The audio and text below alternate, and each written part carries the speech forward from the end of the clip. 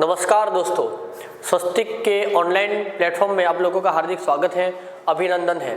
साथियों, हमने पिछली कक्षाओं में बहुत कुछ अच्छी जानकारियों को पढ़ा है। संधि के विषय में हमने दीर्घ संधि से लगाकर यण संधि और अयादी संधि तक की चीज़ों को पढ़ लिया है। आज एक और नई संधि जिसे हम प्रकृति भाव कहते हैं, तो इस प्रकृति भाव संधि को भी आज हम जानेंगे, समझेंगे, पढ़ेंगे। साथियों, यण संधि एवं अयादी संधि और एक और संधि आती है जिसे हम कहते हैं पररूप संधि। तो पूर्वरूप, पररूप एवं अयादी संधि एवं यण संधि, इन संधियों के अपवादात्मक एक संधि बनती है जिसे हम प्रकृति भाव कहते हैं। साथियों, प्रकृति का मतलब होता है स्वभाव, तो स्वाभाविक तौर पर एज इट इज होना ही प्रकृति भाव संधि है। जब यण हो रहा था, यण प्रत्याहार में यवर आते हैं, तो ईउर इलरी के स्थान पर यवर का होना यानी कि यण का होना, तो यण का होना यण संधि था। अय, औ, आय, आव, इस प्रकार से अय से शुरू करके अंतिम आव पर्यंत अर्थात अय आदि आदेश होना अयादी था। अ, ए, ओ गुण वर्ण है, इन गुण वर्णों का किसी जगह पर हो जाना गुण संधि था, और वृद्धि संज्ञक वर्णों का किसी जगह पर हो जाना वृद्धि संधि था। ठीक उसी प्रकार स्वाभाविक तौर पर रहना स्वाभाविक संधि अथवा प्रकृति भाव संधि हम कह सकते हैं, क्योंकि स्वाभाविक तौर पर एज इट इज रहना ही, यथावत स्थिति में रहना ही प्रकृति भाव है। प्राकृतिक रूप से यथावत स्थिति में भावात्मक रूप से यथावत रहना, उसका भाव वही रहना स्वाभाविक तौर से, वही प्रकृति भाव संधि है। तो साथियों, अभी हम समझेंगे प्रकृति भाव संधि में किस प्रकार के उदाहरण है। हालांकि आपकी जानकारी के लिए मैं बता दूं कि आपके रीट लेवल में इतना सरलता से चीज़ों को पूछेगा कि प्रकृति भाव से संबंधित बहुत ज़्यादा उदाहरण आपको नहीं पूछेगा, अथवा एकाध उदाहरण अथवा 9 के बराबर कोई उदाहरण शायद पूछेगा, क्योंकि ये अपवादात्मक संधि है। तो यण संधि एवं अयादी संधि आदि की अपवाद स्वरूप यह संधि है। तो प्रकृति भाव संधि को रिप्रेजेंट करने वाला एक यहाँ पर एक सूत्र है जिसे हम कहते हैं इदुदे द्विवचनम प्रगृह्यम। इदुदे द्विवचनम प्रगृह्यम। आप भी अच्छे से सुने और बोलने का अभ्यास करें। इदुदे द्विवचनम प्रगृह्यम। यहाँ पर साथियों ऐसा था, ये था इत और फिर था उत, क्षम्यताम, उत एवं इत, उत और एत। जैसा नहीं हम किसी का नाम लेते हैं तो ऐसे नहीं लगा देते हम कि ये बड़ा है, ये वो भी बड़ा है। तो ऐसे जब हम किसी का नाम लेते हैं तो कहते हैं ना श्रीमान, श्रीमती, ऐसे लगाते हैं। तो ठीक उसी प्रकार ये हो गया इत, और हो गया उत, और हो गया एत। तो जिस प्रकार हम जैसे कि किसी का नाम लेते हैं रमेश चंद्र, तो रमेश चंद्र को ऐसे ही डायरेक्टली हम रमेश चंद्र बोलेंगे तो उसको भी बुरा लग सकता है, थोड़ा मान सम्मान देना पड़ता है। तो हम कहते हैं रमेश चंद्र जी, भावेश जी, सुभाष जी, ऐसे हम जी लगा के बात करते हैं। श्रीमान आगे लगाना हो तो सुश्री या श्रीमती, श्रीमान, इस प्रकार से लगाते हैं। तो ठीक ऐसा समझो आप, अपने समझने के लिए मैं ऐसे उदाहरण दे रहा हूँ। तो इत यानी कि सिर्फ ई नहीं लिखा, पाणिनि ने क्या लिखा, इत, और उत और एत। ये ईत का मतलब ई हुआ, क्या हुआ, ई। बस तो ऐसे उसकी इज्जत देने के लिए ऐसा लगाया है। आप समझिए, लौकिक उदाहरणों से मैं ऐसे ही समझा रहा हूँ कि ई, उ और ए वर्ण, ये जब कभी भी ई दिख जाए, कहीं उ दिख जाए और ए दिख जाए, ई बड़ा हुआ, बड़ा उ, बड़ी ई और ए, ये वर्ण जब कभी भी आपको दिख जाए और इनमें अंत होने वाला कोई शब्द रूप हो, और यदि वो द्विवचन में भी अंत हो, दो कंडीशन है, ध्यान रखना। ये लिखा हुआ है यहाँ पर कि जब कोई शब्द रूप द्विवचन में, ध्यान देना, कौन से वचन में, द्विवचन में, जैसे कि रामः, रामू, रामाः, तो रामः एक वचन हो गया, रामू द्विवचन हो गया, और रामाः बहुवचन हुआ। तो मैं द्विवचन के स्तंभ की बात कर रहा हूँ कि रामू जो बना है, तो अब वहां तो रामू है, तो यहां भी ऐसा लिखा गया जैसे इकारांत, ये लिखा ई, उ और ए में अंत होने वाला द्विवचनांत कोई शब्द हो। ये जब कोई शब्द रूप द्विवचन में इकारांत हो, उकारांत हो एवं एकारांत हो, जब कोई शब्द रूप, अच्छे से समझना, जब कोई शब्द रूप द्विवचन में इकारांत हो, उकारांत हो या एकारांत हो, जब कोई शब्द द्विवचन में आएगा, रामः रामू, तो रामू जो है वो वहां की स्थिति बता रहा हूं मैं, रामू की बात नहीं कर रहा हूं मैं, सिर्फ द्विवचन की बात कर रहा हूं कि द्विवचन में जब कोई शब्द हो और द्विवचन में भी ई में अंत हो रहा हो, ऊ में अंत हो रहा हो अथवा ए में अंत हो रहा हो, तब वहां कोई संधि नहीं होगी। अगर वहां किसी संधि, कोई संधि अगर वहां लागू हो रही है, यण संधि, अयादि संधि इत्यादि, पूर्व पररूप संधि इत्यादि, तो वहां कोई संधि नहीं होगी। यहाँ लिखा है संधि का न होना ही प्रकृति भाव है। संधि का न होना ही क्या है? प्रकृति भाव। अर्थात जब कभी भी ऐसे कुछ चीजें आ जाए कि द्विवचन के अंदर, यहाँ पर जैसे एक वचन होता है, द्विवचन होता है और बहुवचन होता है, तो एक वचन हो गया और द्विवचन में यहाँ पर अगर कोई शब्द आता हो और वो ई में अंत हो रहा हो या ऊ में अंत हो रहा हो या ए में अंत हो रहा हो और उसके बाद कोई स्वर वर्ण आता हो और संधि बन सकती है, ऐसी कोई स्थिति बने, तब वहां पर कोई संधि लागू नहीं होगी। वहां पर सिर्फ और सिर्फ प्रकृति भाव होगा, अर्थात स्वाभाविक तौर से कोई संधि वहां पर नहीं होगी। एज इट इज रहना ही प्रकृति भाव है, कोई संधि का न होना ही प्रकृति भाव है। कुछ उदाहरण यहाँ पर दिए हुए हैं कि द्विवचन में ई, ऊ और ए अंत वाले शब्द हो तो प्रकृति भाव होगा। ध्यान देना, क्या द्विवचन हो एक कंडीशन, और द्विवचन में भी ई में अंत होने वाला शब्द हो या ऊ में अंत हो रहा हो कोई शब्द या ए में अंत हो रहा हो शब्द, लेकिन द्विवचन भी हो साथ में, और वहां यदि कोई स्थिति बनती है संधि जैसी, जैसे यण संधि, अयादि संधि, प्रकृति भाव, पररूप संधि इत्यादि, तो वहां पर फिर प्रकृति भाव संधि होगी। वहां संधियों का, समस्त संधियों का निषेध करके प्रकृति भाव संधि को रखेंगे। यथा जैसे यहाँ लिखा है हरि शब्द, अब ध्यान देना, अब ये हरि शब्द है, एक वचन में ऐसे बनता है हरि, द्विवचन में हरि और बहुवचन में हरयः, ऐसे रूप चलता है ना, हरि ही हरि हरयः। अब जब कभी भी हरि शब्द आ जाए और द्विवचन भी है, ध्यान देना, द्विवचन भी हो और द्विवचन में ई में अंत हो रहा हो, बड़ी ई, दीर्घ ई की बात कर रहे हैं, ई में अंत हो रहा हो और उसके बाद कोई स्वर वर्ण आता हो, वहां संधि बनती हो, तो वहां कोई संधि लागू ना होकर के एज इट इज यथावत स्थिति का रहना ही प्रकृति भाव है। देखिए हरि धन एतो, यहाँ एक उदाहरण दिया है कि हरि जो है, एतो हरि ऐसा बोला, जैसे दो हरि है, तो अब ये दो हरि का अर्थ कई सारे हैं। हरि का मतलब भगवान विष्णु भी होता है, हरि का अर्थ ऊँट भी होता है, हरि का मतलब बंदर भी होता है, इस प्रकार से।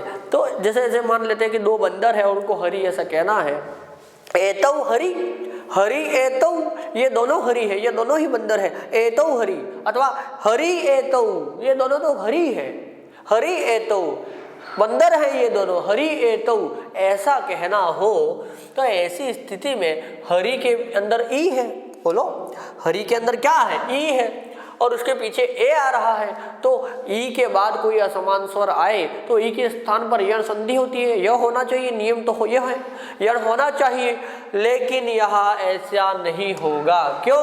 कारण है, कारण यह है कि ये हरि जो है वो द्विवचन में अंत है, तो द्विवचनांत द्विवचन भी हो और द्विवचन में जब इकारांत हो, उकारांत हो अथवा एकारांत हो तो प्रकृति भाव संधि होगी, अर्थात एज इट इज रह जाएगा, यथावत स्थिति बनी रहेगी। जब इन दोनों में संधि करेंगे तो यण संधि यहाँ प्राप्त थी, लेकिन फिर भी यहाँ पर चूंकि ये हरि शब्द द्विवचनांत है और इकारांत भी है, इस वजह से यहाँ पर कोई संधि लागू न हो करके हरि एतौ बस ऐसा ही रूप यथावत रहेगा। सिर्फ प्लस का निशान हटा है, बाकी यथावत स्थिति रहती है साथियों, बस यही प्रकृति भाव संधि है। यहाँ देखिए गुरु एतो, अच्छा गुरु के अंदर ऊ है और वो भी बड़ा ऊ है और द्विवचन में अंत है, तो गुरु के अंदर ऊ है और आगे ए है, ऊ के स्थान पर यण संधि का नियम काम करता है, ऊ के स्थान पर यण संधि लागू होती है, लेकिन यहाँ पर नहीं हो सकती। क्यों? क्योंकि गुरु द्विवचनांत भी है और उकारांत भी है, तो और वो भी दीर्घ ऊ वाली बात है, तो यहाँ पर एज इट इज स्थिति रह जाएगी और गुरु एतौ ऐसा ही रूप यथावत बना रहेगा, सिर्फ प्लस का निशान हटेगा, बाकी एज इट इज रहेगा। अच्छा लते प्लस एते, अब देखना लता लते लताः, ऐसे इसका रूप चलता है। ये लते शब्द द्विवचन में बना है ना, लता शब्द के रूप ऐसे चलते हैं ना, लता लते लताहा, लताम लते लताहा। तो ये ऐसी स्थिति आई कि एते, ये लिखा है ना एते लते, अरे ये दोनों लताएं हैं, एते लते अथवा लते एते, लताएं ये दोनों हैं, ऐसा बोल ना रहा हो कभी, जब कभी ऐसा संस्कृत में बोलना पड़े कि लते एते, तब यहाँ पर ए है और आगे ए है। अब ध्यान देना, यहाँ पर ए के बाद में जब कोई स्वर आए तो वहाँ पर अयादी संधि लागू होती है, ए के स्थान पर अयादेश हम करते थे। लेकिन अब यहाँ पर साथियों ये अपवादात्मक स्थिति ऐसी आ जाती है कि ये जो लते जो ये है ये द्विवचनांत है ना, लता शब्द का द्विवचन में अंत होने वाला द्विवचनांत भी है और एकारांत भी है, दोनों है। इस वजह से यहाँ पर कोई संधि लागू न हो करके मात्र यथावत स्थिति रहेगी, तो लते एते मात्र यही रूप बचेगा, प्लस का निशान मात्र हटेगा। ठीक है, ठीक उसी प्रकार प्रभु अत्र उकारांत है, प्रभु प्रभु प्रभवः, जिस प्रकार गुरु के रूप चलते हैं वैसे प्रभु के चलते हैं। ठीक है, भानु के, विष्णु के, ये सब एक जैसे रूप चलते हैं ना, उकारांत है। तो ये द्विवचन में अंत है, ये गुरु है ना, जिस प्रकार उसी प्रकार प्रभु प्रभु प्रभवः, तो ऐसे बनेगा ये प्रभु, एक वचन में प्रभु बना और द्विवचन में क्या बनेगा, प्रभु बना। तो प्रभु अत्र, यहाँ पर प्रभु है, तो ये दो प्रभु यहाँ पर है, ये द्विवचन भी है और उकारांत भी है। इस वजह से यहाँ पर कोई संधि, वैसे तो नियम के अनुसार उ के स्थान पर हम उ के बाद कोई असमान स्वर आएगा तो उ के स्थान पर हम व करते थे, यह संधि का नियम यहाँ लागू हो रहा है, पर नहीं होगा। क्यों? क्योंकि ये प्रभु शब्द द्विवचनांत भी है और उकारांत भी है। द्विवचन में ई उ ए अंत वाले शब्द हो तो प्रकृति भाव हो जाएगी, द्विवचन भी है और उकारांत भी है, इस वजह से यहाँ पर एज इट इज रूप रहेगा प्रभु अत्र, बस ऐसा ही लिखा जाएगा। इस यहाँ कोई संधि लागू नहीं होगी, किसी संधि का न होना ही क्या है, प्रकृति भाव है।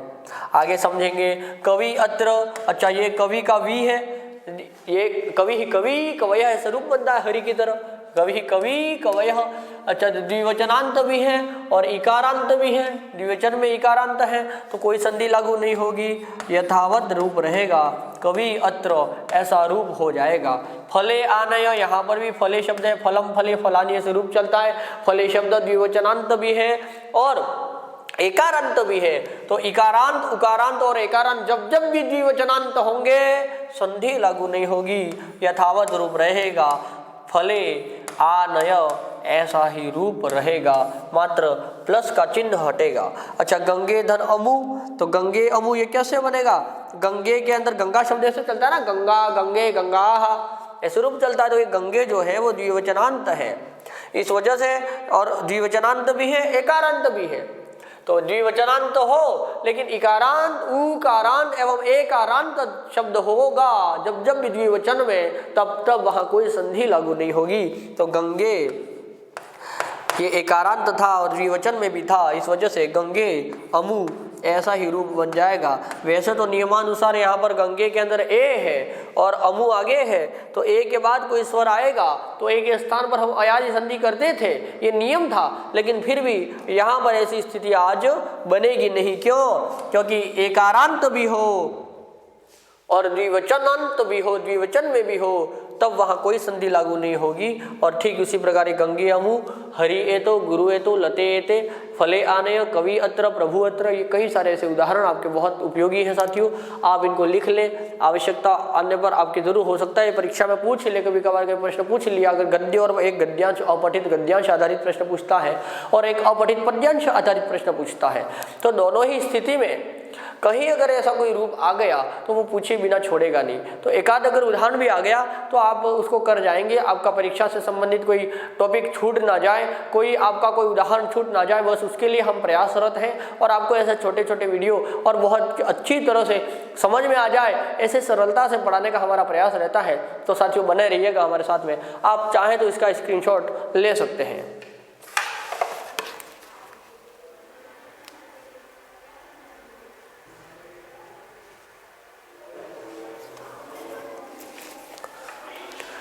चलिए साथियों, आप इसका भी स्क्रीनशॉट ले सकते हैं चाहे तो। ईदुदे द्विवचनम प्रगृह्यम। इसको थोड़ा और समझ लेते हैं, देखिएगा, ईदुदे द्विवचनम, ये ईथ था, ये उत है और एत है, तो ईथ उत, ईथ उत क्या बनेगा, ये यहाँ पर ईथ और उत में जस्त्व संधि का नियम लागू हो रहा है, तो ईथ उत, तो ईदु ईदु देद, ईदु देद ऐसा आ गया, ये तो के अंदर फिर ये जस्त्व संधि होगी, तो ईदु देद द्विवचकार के स्थान पर यहाँ पर ये दकार हो गया है ना, तो इत के बाद में इस तरह से हुआ कि ईदु देद द्विवचनम, ईत उत एत द्विवचनम। जब ई उ और ए द्विवचन में होगा तो प्रगृह्यम यानी कि प्रगृह्य संज्ञा होगी, और जहां भी प्रगृह्य संज्ञा होगी, इनको प्रगृह्य कहते हैं, ये इत उत और एत जब जब भी द्विवचनांत होंगे तो वहां पर ये सब प्रगृह्य माने जाएंगे, और जहां भी प्रगृह्य होगा वो सब प्रकृति भाव कहलाएगा। तो यहाँ पर इसी प्रगृह्य संज्ञा ऐसी हुई, इनकी ये कवि धन अत्र ऐसी स्थिति बनने पर ये प्रगृह्य संज्ञा कहलाएगा। प्रभु धन अत्र इसकी ऐसी स्थिति बनने पर जब ये द्विवचनांत भी है उकारांत भी है, ये हरि शब्द द्विवचनांत भी है एक इकारांत भी है, और गुरु शब्द उकारांत भी है और द्विवचनांत भी है, द्विवचन में अंत हो और ई उ ए में अंत हो, तब वहां पर उसकी प्रगृह्य संज्ञा होगी, और जिसकी प्रगृह्य संज्ञा होगी उसमें प्रकृति भाव संधि होगी। साथियों कौन सी? प्रकृति भाव, अर्थात यथावत स्थिति का रहना, स्वाभाविक तौर से, प्रकृति का मतलब स्वभाव, तो स्वाभाविक तौर से भाव यानी कि यथावत स्थिति रहना, भाव होना, स्वाभाविक ही उसका भाव होना, यही प्रकृति भाव है। तो साथियों आज हमने प्रकृति भाव संधि को पढ़ लिया, आगे फिर मिलेंगे एक और अच्छे नए वीडियो के साथ में, तब तक के लिए धन्यवाद। जय हिंद, जय भारत।